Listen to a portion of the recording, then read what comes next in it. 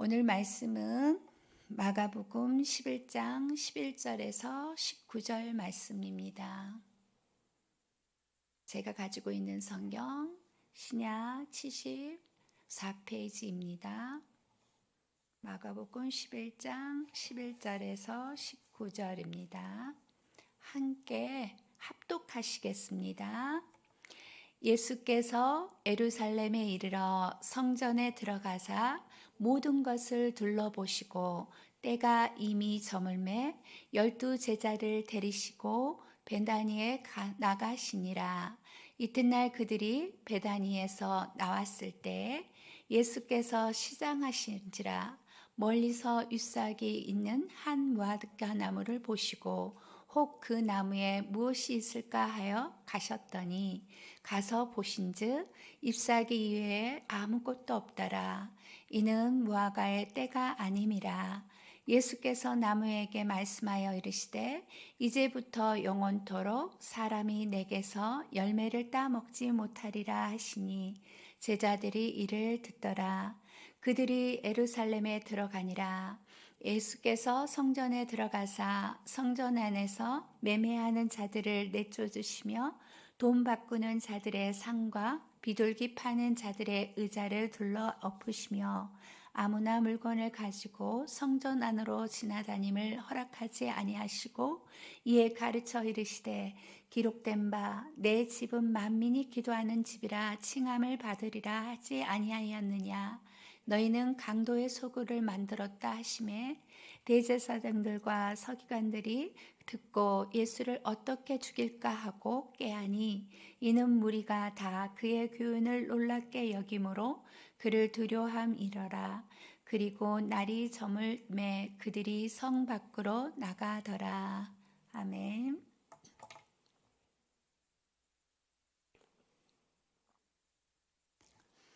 오늘 큐티 제목은 주님이 기대하시는 열매, 정결한 교회와 순전한 신앙입니다. 예루살렘에 도착하신 예수님은 성전을 둘러보시고는 베다니로 가셨다가 이튿날 다시 예루살렘 성전을 향해 가셨습니다. 예수님은 예루살렘으로 가는 길에 한 무화과 나무를 보고 열매를 기대하며 가까이 가셨습니다. 예수님이 열매 맺지 못한 무화과 나무를 저주하십니다. 마가는 무화과 나무가 열매 맺을 때가 아니라고 기록하고 있습니다. 무화과 나무는 3월에 싹이 나고 4월에 잎이 피며 5월에 열매를 맺습니다. 그런데 간혹 잎이 무성한 때 4월, 6월절 때에 열매를 맺기도 합니다. 예수님이 기대하신 것은 4월의 열매였습니다. 무화과는 잎과 열매를 동시에 내는 특성이 있기 때문에 이렇게 잎이 무성한데 열매가 전혀 없는 것은 흔치 않는 일입니다. 잎은 무성하지만 열매 맺지 못하는 무화과 나무를 통해 경건의 열매를 맺지 못하는 유대교와 성전의 실상을 말씀하십니다. 구약 성경에는 이스라엘을 무화과 나무로 표현하는 경우가 많기 때문입니다. 예수님께서 무화과 나무에 내리신 이제부터 영원토록 열매를 맺지 못할 것이다라는 저주 선언은 타락한 유대교에 대한 심판 선언이며 오염된 성전 제도에 대한 폐지 선언입니다. 예수님이 보시기에 이스라엘 백성은 도무지 열매를 맺지 못하는 무화과 나무와 같은 신앙생활을 하고 있었습니다. 결국 하나님이 약속하신 메시아 예수님이셨기에 그럼에도 불구하고 그들은 영적으로 깨어있지 못했기 때문에 예수님은 저버렸습니다. 예수님은 이스라엘의 이런 모습을 무화과 나무에서 찾으셨고 무화과 나무를 저주하심으로 이스라엘을 향한 하나님의 심판을 우회적으로 선포하신 것입니다. 그런데 이러한 예수님의 선포가 현재 예수 그리스도를 믿고 하나님의 자녀된 우리에게 동일하게 적용됩니다. 예수님은 우리에게 빛의 열매, 성령의 열매를 기대하십니다. 나무가 열매를 맺기 위해서는 땅속 깊숙하게 뿌리를 내려야 건강합니다. 마찬가지로 우리도 말씀과 기도 가운데 주님과 깊이 교제하며 주님이 주시는 영적인 은혜를 풍성히 맛보는 상태를 유지해야 합니다. 즉 주님이 기대하시는 성령의 9가지 열매가 가득한 거룩한 삶의 열매를 맺을 수 있습니다. 믿음은 말로 때우는 것이 아니라 몸으로 행하는 것입니다. 예수님도 말로만 십자가에 달리지 않으시고 몸으로 직접 달리셨습니다. 신앙은 마땅히 우리의 몸으로 삶의 열매로 고백되어야 합니다.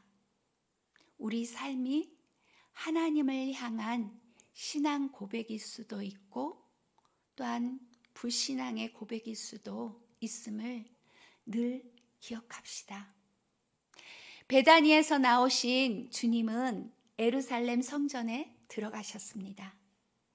그곳 성전에는 매매하는 자들이 각종 물건을 가득 채우고 있었습니다. 주님은 매매하는 자들을 내쫓으시고 돈 바꾸는 자들의 상과 비둘기 파는 자들의 상을 둘러엎으시며 물건을 가지고 성전 안으로 지나다니는 것조차 허락하지 않으셨습니다. 하나님께 기도를 드려야 하는 장소가 세속적 가치관과 분위기로 물들어 있는 것에 크게 분노하셨기 때문입니다. 정결을 위해 가장 애써야 하는 제사장들이 그들 배후에서 막대한 수수료를 챙기는 것이 더 큰 문제였습니다. 또한 주님은 제사를 빙자해 성전에서 막대한 이권을 취하는 이들이 성전을 강도의 소굴로 만들었다며 책망하십니다. 성전, 곧 교회는 무엇보다 중요한 것은 하나님께 기도하는 것입니다. 가난하고 깨어있는 심령으로 하나님께 기도하는 것이 진정 하나님이 기뻐하시는 제의이자 성전이 세워진 목적임을 우리가 알아야 합니다. 하나님의 자녀된 우리 몸은 성령께서 거하시는 성전입니다. 우리가 세속적 가치관에서 정결하게 우리를 지키는 것은 기도의 자리에서 하나님과 매 순간 만나는 시간을 가질 때만 가능합니다. 그래서 주님께서도 시험에 들지 않도록 깨어 기도하라고 말씀하신 것입니다. 매 순간 기도를 통해 주님은 우리를 더욱 거룩한 성전이 되도록 빚어주실 것입니다. 말씀을 정리합니다. 우리 몸은 성령이 거하시는 성전입니다. 우리 몸과 마음이 채워지는 것을 확인하면 무엇으로 하나님 성전을 채우고 있는지 알 수 있습니다. 겉으로 무성한 입을 자랑하지만 실제로는 아무 열매도 맺지 못한 무화과 나무처럼 경건의 모양은 있으나 경건의 삶은 없는 자처럼 어떤 믿음의 열매도 맺지 못한 채 성전의 허울만으로 사는 성도가 내가 아닌지, 또한 보이지 않는 하나님보다 눈에 보이는 사람 중심의 교회가 우리 교회가 아닌지, 우리의 잘못된 영적 욕심으로 예수님을 죽이려고 모의한 유대 종교 지도자의 모습이 우리에게는 없는지, 또한 우리의 교만과 우리의 잘못된 영적 욕심 때문에 다시 주님을 십자가에 못 박고 있지는 않은지 이 시간 깊이 살피시고 깨닫는 시간 되시기 바랍니다. 오직 예수, 오직 하나님만이 우리 교회의 주인 되심을 고백하며 순절한 믿음으로 경건의 능력과 성령의 열매 가득한 저와 여러분 되시길 소망합니다.